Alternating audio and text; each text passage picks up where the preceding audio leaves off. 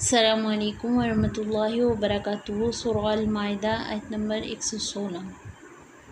اعوذ باللہ من الشیطان الرجیم، بسم اللہ الرحمن الرحیم۔ وَإِذْ قَالَ اللَّهُ يَا عِيسَى ابْنَ مَرْيَمَ أَأَنْتَ قُلْتَ لِلنَّاسِ اتَّخِذُونِي وَأُمِّيَ إِلَٰهَيْنِ مِن دُونِ اللَّهِ قَالَ سُبْحَانَكَ مَا يَكُونُ لِي أَنْ أَقُولَ مَا لَيْسَ لِي بِحَقٍّ إِن كُنتُ قُلْتُهُ فَقَدْ عَلِمْتَهُ تَعْلَمُ مَا فِي نَفْسِي وَلَا أَعْلَمُ مَا فِي نَفْسِكَ إِنَّكَ أَنْتَ عَلَّامُ الْغُیُوبِ۔ لفظی ترجمہ۔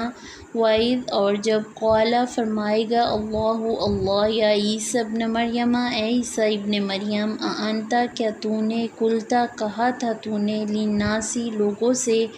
اتخذونی بنا لو مجھے و امیہ اور میری ماں کو الہینی دو الہ من دون اللہ سوائے اللہ کے۔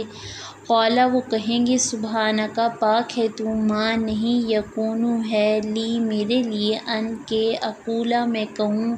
ماں جس کا لیسا نہیں لی مجھے بحقٍ کوئی حق ان اگر کنتو تھا میں قلتہ کہتا میں اس کو فقط تو تحقیق علمتہ تو جان لیتا اسے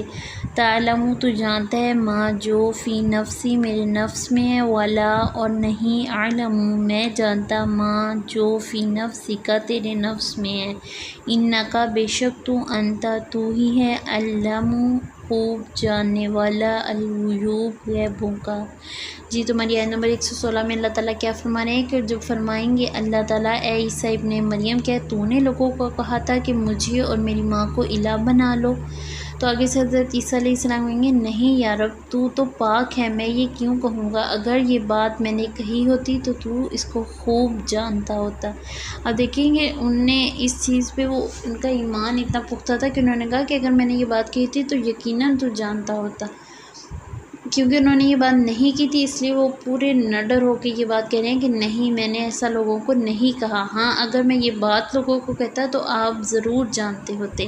اور آگے سے پھر وہ کیا کہہ رہے ہیں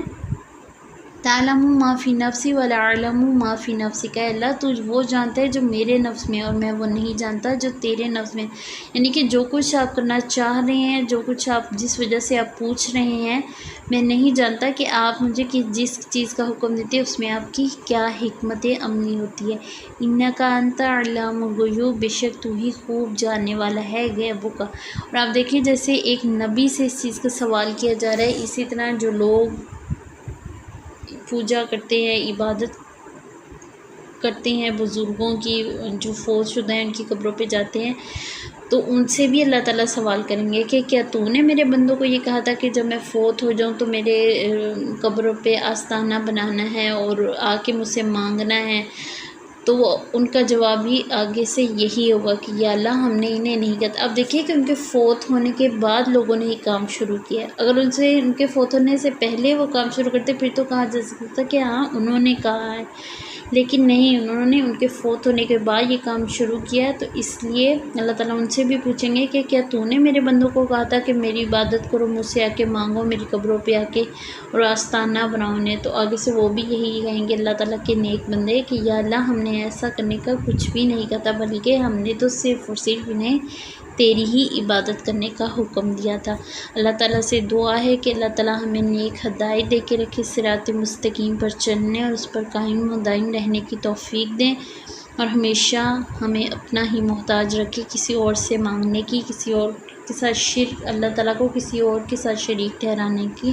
سے بچا کے رکھیں۔ چلیں جی ہمارا لیسن یہیں تک تھا۔ السلام علیکم ورحمۃ اللہ وبرکاتہ۔